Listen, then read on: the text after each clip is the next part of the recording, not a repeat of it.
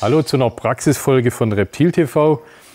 Ihr seht mich hier ausgerüstet mit zwei Regenbogenboas. Hier einmal eine Epicrates Tschenschria maurus, also die braune Regenbogenboa als Jungtier.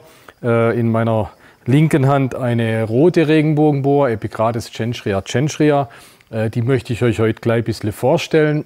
So eine Art Basic-Folge haben wir das ja als genannt, so eine Mini-Basic-Folge über die Regenbogenboas möchte ich machen.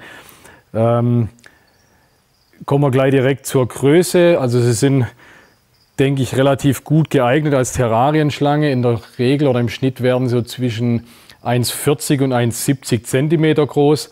Also das Tier hier in meiner linken Hand ist ein richtig großes Tier. Das hat, ich habe es gerade mal so ein bisschen gemessen, das hat rund 1,70 m. Also schon fast eine überdurchschnittliche Größe oder am oberen Ende der Größe von den Regenbogenboas, was sie so erreichen können. Dazu auch ich tue die mal hier ein wenig aus der Hand, dass die mich hier gleich ein wenig in Ruhe filmen lässt. Dazu auch die Haltungsrichtlinien, also laut Gutachten Bundesamt muss man die Regenbogenboas 1x5 x 0,75, genau, also Breite vom Tier mal Tiefe mal Höhe 1 x 0,5 x 0,75 und ab einer Größe von 1,50 m, also so ein großes Tier, muss man nur noch 0,7 mal die Gesamtlänge. Also ich habe jetzt hier ein Tier von 1,70 m, da brauche ich ein Terrarium, das 0,75 mal so lang ist, also 3/4 so lang. Vom 1,70 m, da sind wir irgendwo bei einem 1,30 m grob ausgerechnet. Also das Terrarium muss 1,30 m breit sein. 1,70 haben wir gesagt, also 80 cm tief. Dann habt ihr die Grundfläche, die laut Richtlinien Bundesamt benötigt wird für Regenbogenboas. In dem Gutachten Höhe ist 0,75 drin. Das halte ich ziemlich für Quatsch, weil Regenbogenboas sind wirklich reine Bodenbewohner. Die klettern so gut wie gar nicht, die halten sich auf dem Boden auf. Also von dem her ist die Höhe an sich wurscht, aber laut Gutachten trotzdem 0,75 mal Körperlänge. Also müsst ihr über 1 Meter hohes Terrarium haben, auch wenn die nur auf dem Boden rumliegen. Zur Haltung generell. Ein ganz wichtiger Punkt ist das, was ihr hier seht, dieses Moos. Hier ist die Versteckbox von dem großen Tier, habe ich mal mitgebracht.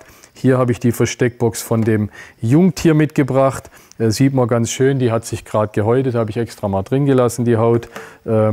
Hat sich hier schön an einem Stück gehäutet. Das macht sie nur, wenn sie wirklich feuchtes Moos zur Verfügung hat. Also das ist für die Regenbogenboas ganz wichtig, noch wichtiger wie für Königspython und für andere Schlangen.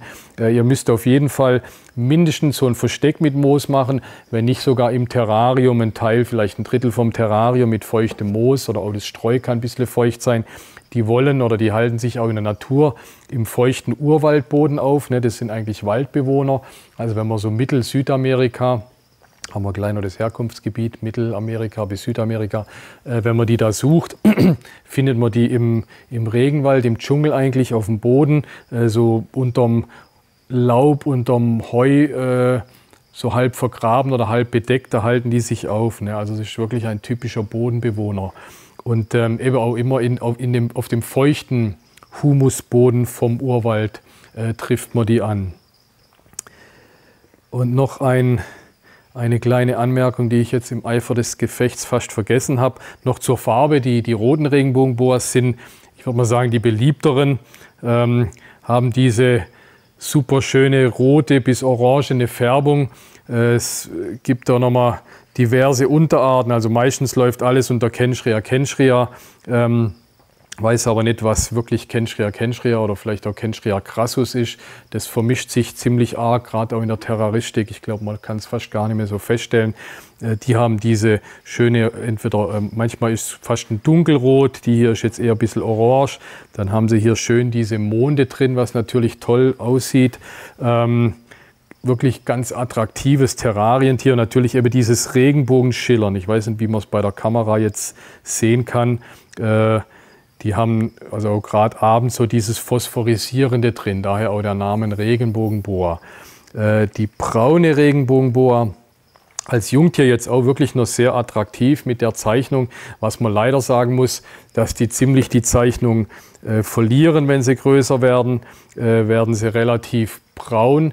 Das Regenbogenschillern behalten sie bei, das sieht man weiterhin, aber die starke Zeichnung, die sie haben, die lässt ziemlich nach. Also die großen Regenbogenboas, die großen braunen Regenbogenboas sind relativ rehbraun mit leichter dunkler Zeichnung noch drauf.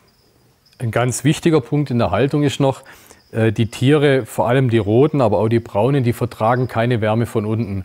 Früher war es ja der Klassiker, mit unseren Heizkabeln, Heizmatten haben wir von unten geheizt. Die älteren Terrarianer werden das noch kennen.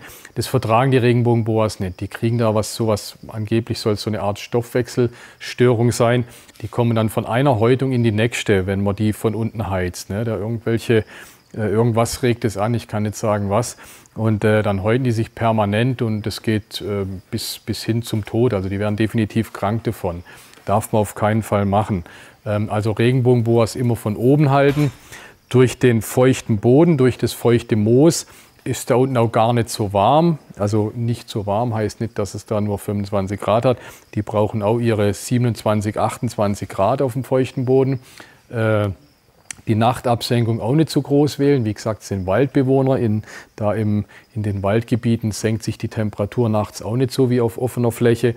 Also nachts könnt ihr runter auf 23, 24. Ja. Wie gesagt, der Boden hat 27, 28, es kommt viel durch das feuchte Moos. In der Luft im Terrarium ist es wärmer. Also da tun wir genauso auf 30 Grad hochheizen, wie wir es von den meisten Pythons oder so kennen. Noch kurz zur Fütterung. Also die Epikrates, der deutsche Ausdruck für Epikrates ist Schlankboa. Das sieht man, es ist ja das sind relativ schlanke Tiere mit auch relativ kleinem Kopf.